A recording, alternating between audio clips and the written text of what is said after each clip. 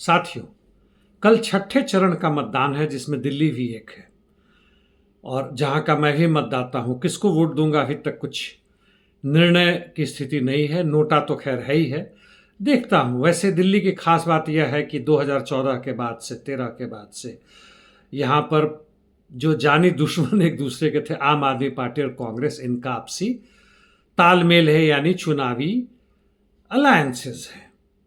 3 seat पे कांग्रेस लड़ रही है, 4 सीट पे आम आदमी पार्टी लड़ रहा है। मुख्य विपक्ष या पक्ष कहें तो वह भाजपा है।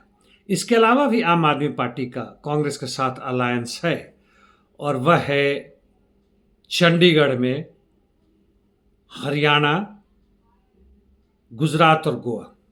पंजाब में इनका अलायंस नहीं हो पा रहा है, जहां की 14 सीट है और दोनों एक दूसरे के सामने लड़ रहे हैं और दोनों ही मुख्य रूप से एक दूसरे के विरुद्ध में होंगे, क्योंकि भाजपा अकाली दल का कोई खास महत्व नहीं है। खैर, मैं यह आंकड़े बताने या खबर देने के लिए आपको नहीं आया था आपके सामने। दिल्ली के जो बहुत सारे कार्यकर्ता हैं आम आदमी पार्टी के और भूतपूर्व फौजी भी हैं जिनके साथ मैंने पहले काम किया है, भूतपूर्व फौजियों के साथ अभी भी कर रहा हूं, और कई वाम के दूसरे संगठन के कार्यकर्ता, उनके नेता भी हैं जिनके बीच में जाता रहा हूं। अपना भी लोक पक्ष है जिनके बीच में कार्यकर्ताओं के साथ अन्य जगहों में घूमता रहता हूं, पर्चाएं बांटी, उनके बीच में बैठ के बातें की हैं। कुछ छोटे मोटे आंदोलन में भी उनका हिस्सा रहा हूं, तो इसलिए कहीं ना कहीं से लगाव है और दिल्ली की स्थिति के बारे में बता सकता हूं कि क्या है। एक तो दिल्ली में जो मिडिल क्लास है, बड़े बड़े सोसाइटीज़ में रहते हैं।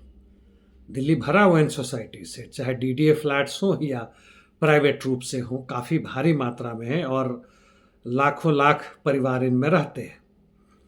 इनमें निम्न छोटे स्तर के भी मिडिल क्लास के हैं, मिडिल और हायर भी है। जहाँ तक मिडिल और हायर की है, वह गढ़ है भाजपा का, आरएसएस का।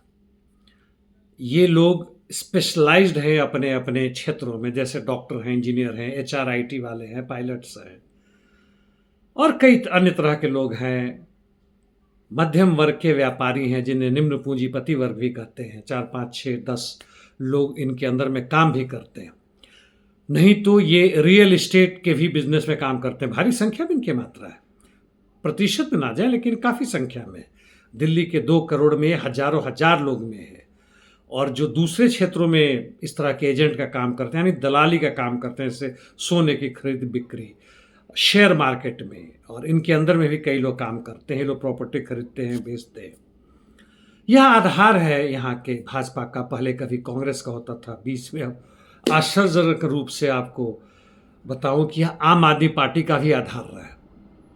हाँ, जब आंदोलन चला था 2013 में, इंडिया अगेंस्ट करप्शन, जिसमें केवल आम आदमी पार्टी नहीं बल्कि पीछे से बहुत सारे लोग थे। किरण बेदी थी, अन्ना हजारे थे, हमारे जैसे लोग भी थे। मजदूर वर्ग का एक भारी हिस्सा था। झुग्गी झोपड़ी कॉलोनी हो, जे कॉलोनी जिन्हें कहते, आसपास के इलाकों से, पंजाब, हरियाणा से भारी मात्रा में किसान भी आए थे, छोटे मोटे, और मिडिल क्लास के भी लोग आए थे। एक समा बना था, एक उम्मीद बनी थी पूरे देश को कि नया चीज आएगा। जन लोकपाल बिल नाम के कानून को पारित करने की बात की, जिसको कांग्रेस ने उस समय ध्वस्त किया। बाद में जब भाजपा आई तो पूरी तरह से उसे नेस्तनाबूद कर दिया। साथ देने के लिए सीपीआई, सीपीएम और सपा बसपा ने भी नहीं दिया। कहते भला हमें जो मिलता है, इलेक्शन बॉन्ड तो खैर बाद में बना लेकिन उसी का हिस्सा है। हमें जो लोग देते हैं डोनेशन, हम उसका क्यों खुलासा करेंगे, क्यों बताएंगे? वह हमारा गुप्त मसला है, नहीं तो नहीं मिलेगा। जो भी है, आम आदमी पार्टी ने भी बड़े जोर शोर से कहा था कि हम अपना वेबसाइट पर देंगे, बाद में उसे बंद कर दिया गया। तो खैर दोस्तों, जहां तक आम आदमी पार्टी, कांग्रेस, भाजपा और यहाँ छोटे मोटे बहुत सारी पार्टियां लड़ेंगी, जिसमें प्रमुख है बसपा, बिहार की जो पार्टी है जेडीयू, और भी अन्य कई छोटे मोटे कम्युनिस्ट पार्टी हैं। वोट परसेंटेज तो बड़ा कम है लेकिन है जो लड़ते हैं। शायद एसयूसीआई है, revolutionary workers and pageants party है, या क्रांतिकारी मजदूर वर्ग की पार्टी है। कई कई तरह की इस तरह की पार्टियां हैं, सबके बारे में नहीं जानता हूं मैं। तो हम क्या करें, मुख्य प्रश्न यह है। कल तो चुनाव है, तो अभी कोई सिद्धांत देने से कोई खास मायने नहीं रखता। 2014 में तो भाजपा आ गई, जिस तरह से आपको मालूम है। 2019 में यहाँ के बहुत सारे तथाकथित रूप से वामपंथी क्रांतिकारी दल कहते थे कि इस बार तो भाजपा गई। और जहाँ तक पूंजीपति वर्ग का है सवाल है, वह भी अब भाजपा के साथ नहीं है। कांग्रेस या उसके वेरियस अलायंस आएंगे। देखिए, शिवसेना भी उसके खिलाफ है, मायावती बंगाल में खिलाफ है, बहुत सारे ऐसे बातें, आम आदमी पार्टी, ये लोग मिलके कांग्रेस को, सॉरी, भाजपा को हराएंगे, आरएसएस के गढ़ को हराएंगे। ये लोग पूंजीपति वर्ग की बात नहीं करते थे, या करते भी हों तो जनरल मुझे कोई उससे ऐतराज नहीं, बल्कि अच्छी बात है। असली दुश्मन को पहचाने, जहां तक जनता की मेहनतकश आवाम की बात है। 2000 अभी 19 के बाद से 24, 2019 में कितने भी इन्होंने कोशिश की, नहीं हुआ। अभी तो खुलेआम हम मतलब ये जब क्रांतिकारी दल हैं, वह कह रहे हैं कि भाई कोशिश करके एक देख ले, अब तो समय है नहीं। 5 साल में इन्होंने क्या किया नहीं पता, लेकिन जब कोशिश करके देख लें, यदि भाजपा को हरा देते हैं तो एक जो फांसीवादी फंदा है हमारे गले के इर्द गिर्द, भयानक कष्ट है, काम करने में मुश्किल है, उससे थोड़ी निजात मिलेगी।